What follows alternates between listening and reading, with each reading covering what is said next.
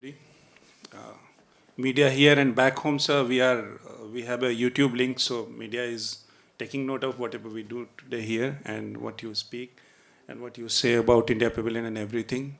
But it's a proud privilege, sir, to welcome you at India Pavilion, and especially on a day when previous day we have recorded, 3 lakh footfalls on India Pavilion.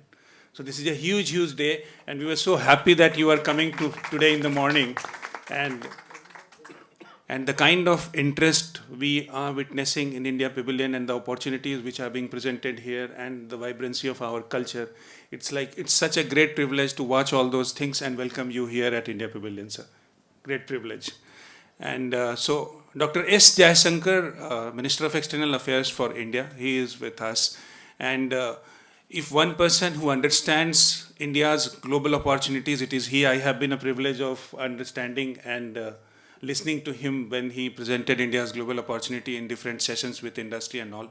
And with us also, Honorable Ambassador Pawan Kapoor, who is here, who has been here, and he was here at the first press conference, sir, for India Pavilion. And that was a great success, and that industry, media, and everybody took it in lap. And someone, who has been guiding us all from the ground, Dr. Aman Puri, who has been here, and the initiative, especially the Innovation Hub, is his creation. And this has been a great privilege for all of us working with him. So I would invite Ambassador Kapoor first to basically welcome. Yes, sir, you can speak from there.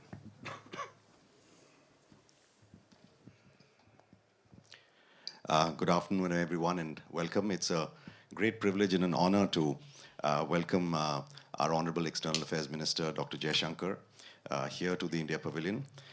This is the first time that the Honorable Minister is visiting it in its complete form.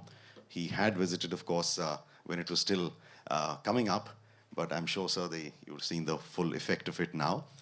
Dr. Jaishankar arrived this morning from Delhi, and he's also going to be participating in the Sir Banias Forum later this afternoon and tomorrow. But we are very, very privileged that he's here, and he's taken a little brief look around the Expo, visited some pavilions, and of course the India Pavilion. And we are very, very glad that he's here, and he will take a few questions from you. But please keep them focused to the Expo and the pavilion. Thank you.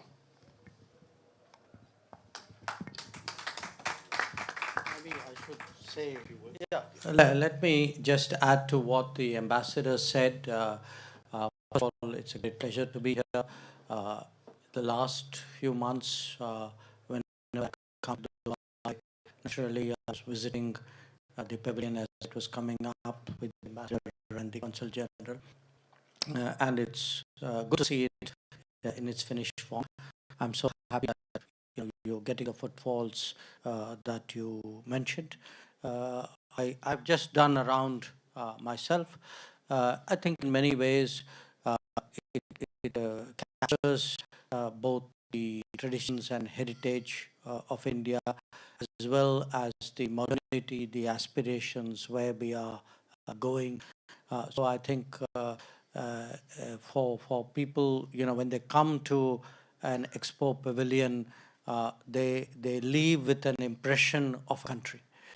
And I think that it's for a country as vast as ours, with our history, our diversity, our growth.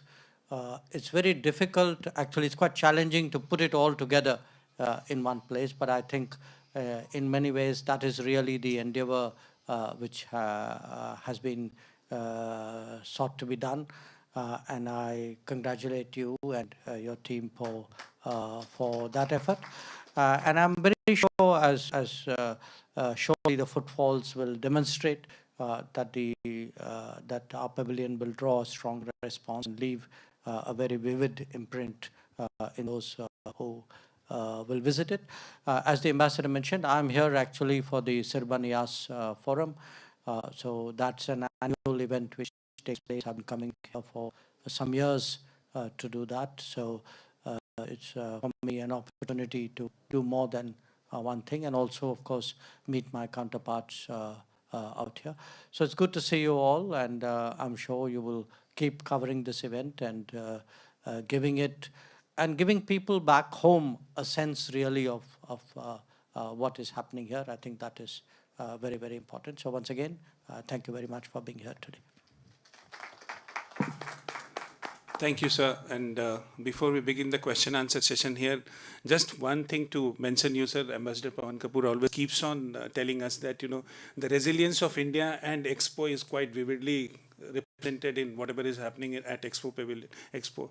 And India's feedback in terms of, in COVID, it's showing the whole world that, this is the country, which has tremendous opportunities and it is going to give you everything. So if you begin from there, how do you explain the India opportunities for today, for the global world, sir? I think. Yeah. So we'll set the tone, sir, on India opportunities, and then we will ask. Thank you for assuming the form of the press. I'm sure they're all very happy with that. But in a way, actually, you've struck a right note, because it's a question which we will get asked. I will get asked at the forum I'm addressing. I do encounter it from, people I meet, my counterparts, even from press across the world. There are two parallel processes going on in the world. One is the recovery from COVID, and one is the recovery of the economy. So both are resiliency in different forms. The lives and livelihood, the parallel recovery which is taking place. I would say the next few months and maybe years will really show who has been more resilient, who has perhaps not been that much.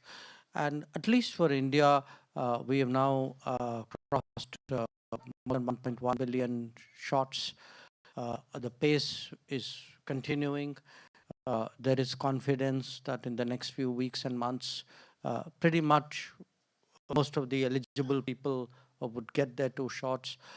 It will leave us, in a sense, hopefully in a good place in terms of any future happenings which may take place. At the same time, I mean, there's every sign that the economy is firing well.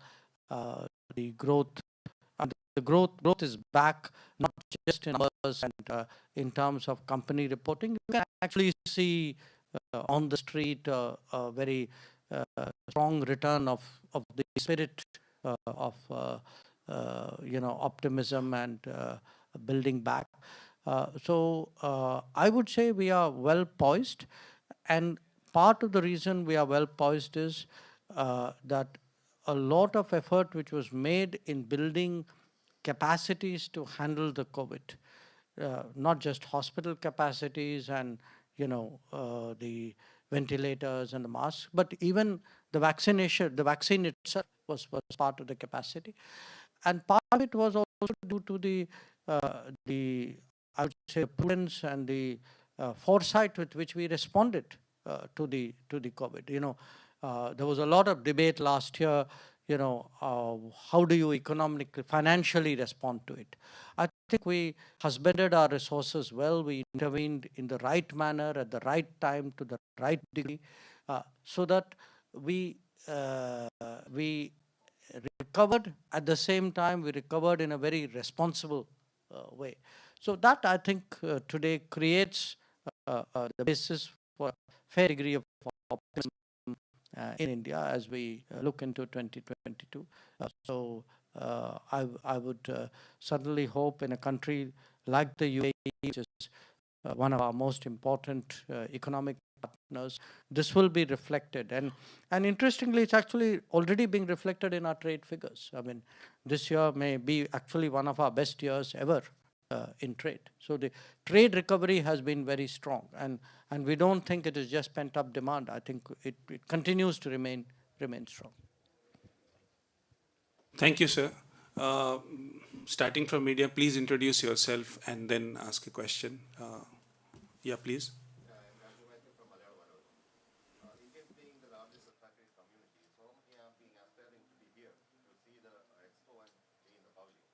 Unfortunately, the flight fares are exorbitantly going up high. More than that, the rapid PCR test charges also is very high in Indian airports. How we can tackle this? Are you going to interfere in this matter? The RT-PCR rates at the airport are not very different from the RT-PCR rates normally. No, sir. Huh? It's 4 times double. In outside, it's 500, but in airport, Acha, okay, yeah. okay. Oh, yeah.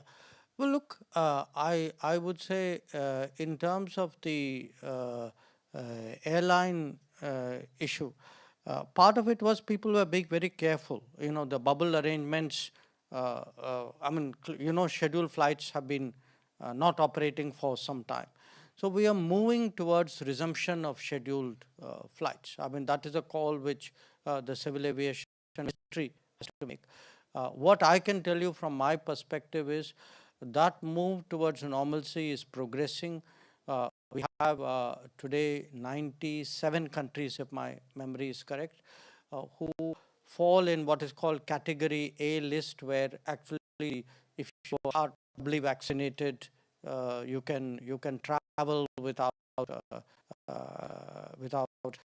quarantine or with very limited quarantine or home quarantine. And to my mind, that itself is a progress towards normalcy.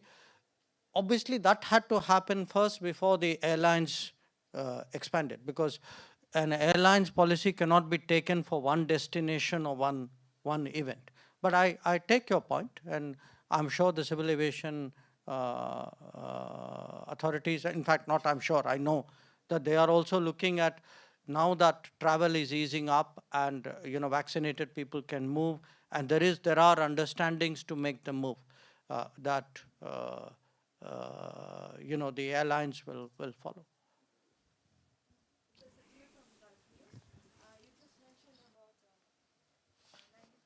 Countries being in category A, and but UAE is still not in that list. And Covaxin has already been approved by WHO, but we have not heard anything officially from the UAE regarding giving recognition to Covaxin. So where do we stand now? Do you have any information update regarding that? Yeah, thank you, sir. Sajila, just to let you know, the UAE have very clearly said, even in the past, they recognize all WHO recognized vaccines. So Covaxin is now a WHO recognized vaccine, and it is very much recognized by the UAE. And UAE is very much one of those 97 countries in that list. So please be very clear on that.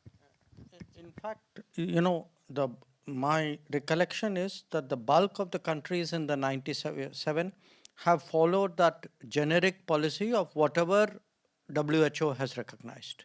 I mean, a few have specifically notified Covaxin because it is required by their regulations to notify a vaccine.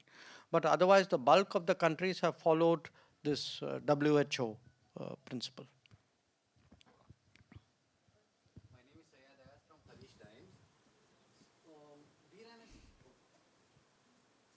There was a story on ANI that about travel reforms. It takes about 5 PCR tests for a tourist to reach here and return to India. Okay. And there was a story on ANI. Five.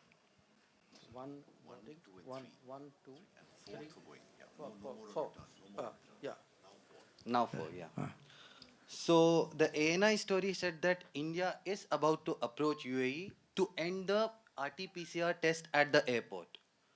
So is there any update on it? Because we ran a story, Khaleej Times ran a story, and we have got tremendous response on this.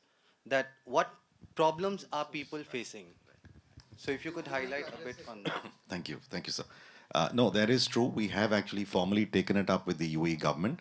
We've told them that given the level of vaccination in India, given the low level of COVID positive cases now, and the fact that these vaccines are now recognized, we have suggested to them that they should try and remove this rapid PCR test at the airport requirement. We feel it is not in keeping with the situation.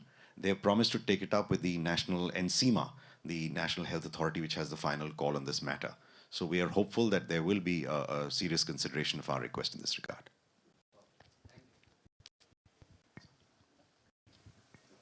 Anybody else? Yeah. There is a question back from India, sir, from one of the journalists. If you permit us, then we can just ask the question. Yeah. So, anybody else? Sajila, you have one? Now, we are asking UAE to remove the requirement for rapid PCR at the airport.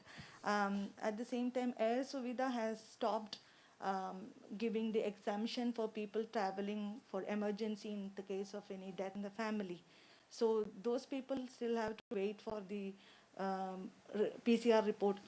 Now, earlier they could just give the death notification from the doctor and then fly in the next flight available.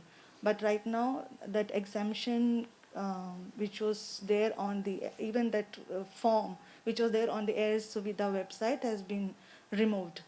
So how is India supporting ease of travel from here, like especially in the case of death in a family is when people want to fly immediately? There's a new circular. You're referring to the circular which was just issued, right? Yeah, just a couple of weeks back.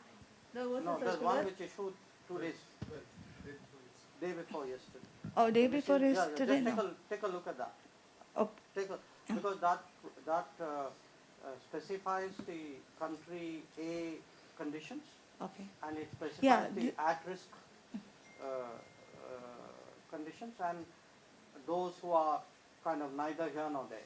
Yeah, so that the same thing was announced a couple of weeks back also, that at that point of time 97 countries were not in the list, but I think now that has been updated. But this fact that even we had checked with the consulate about this exemptions form which was there on the website.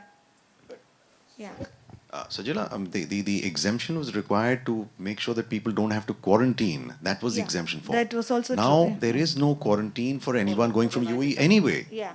So this should not have any impact for the UAE people or people going from UAE in any case. Yeah. And now, as I think I just mentioned that earlier we used to have a PCR requirement on arrival at the airports in India. Yeah. Even that has now been removed from the 26th of October. So that's how those tests have also come down. So we. I think this is 9th, right? 9th of November. Just take a look at the new circular. I'll do that, yes. The new circular which actually eases up travel very, very substantially. Yeah. Yeah, sir. Yeah, going back to the opportunities and also, sir, the tie-ups and international tie-ups plus the business tie-ups which India Pavilion is throwing up. We have great numbers, which we have issued a press release on that. There have been several B2B, G2B meetings which have been the limelight of. And there are 15 FIIs who have committed to fund startups, sir, in these days only, these 43. Karnataka and Telangana startups have been here. They have done great job. So the question is that what are your expectations from the new quad that includes UAE, Israel, India, and the USA? We've had the initial meeting, which was about a month ago, 15th or 16th of October, I think. And that was a hybrid meeting. 2 of us were together, 2 of them were remote. We've had to have a follow-up session so that we agree on exactly how we're going to go forward. That follow-up meeting will be taking place in the coming weeks, I guess, probably in Dubai. So I think the answer would be clear only when we are there. So it's not, it requires some staff work, groundwork for the answer to this thing. So I think we need to move on. And grace us more, sir. Once you come, we get millions of footfalls. I think you'll get a lot of footfall because of your pavilion. Thank you, sir. Thank you. Thanks a lot, sir. Thank you, Honorable Ambassador. Thank you, sir. Thank you, CG.